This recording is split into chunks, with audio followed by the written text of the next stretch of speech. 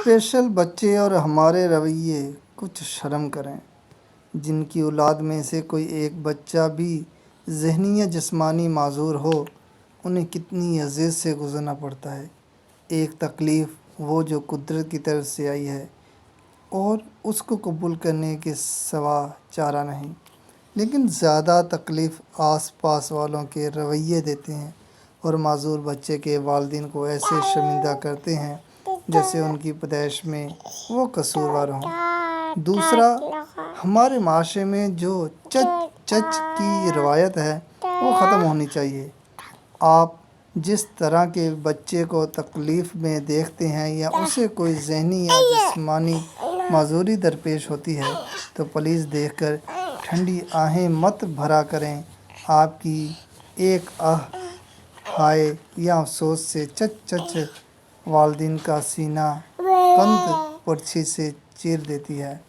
میں ایک ایسی خاتون کو جانتا ہوں جن کا 9 سال کا ذہنی معذور بیٹا تھا۔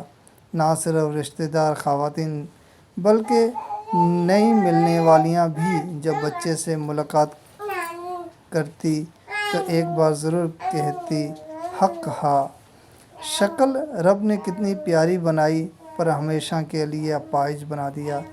چچ چچ چچ کچھ تو خسر پسر کرتی ہیں کہ فلاں وجہ سے یہ معاملات ہوئے، کانوں کو ہاتھ لگا کر استغفار پڑھیں گی، اللہ معاف کرے، اتنی بڑی آزمائش، ہائے اللہ سب کو بچائے۔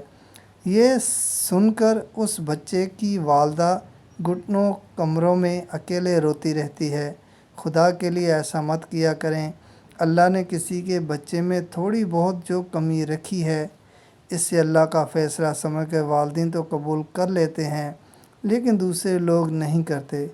جس تن لاگے وہی جانے، آپ کی صرف دھارس بنانے کے لیے بجائے افسوس و سوال کرنے کے، والدین کے کندھے پہ مضبوطی سے ہاتھ جمائیں اور اتنا کہیں، کوئی بات نہیں، ہوتا رہتا ہے، ہم آپ کے ساتھ ہیں۔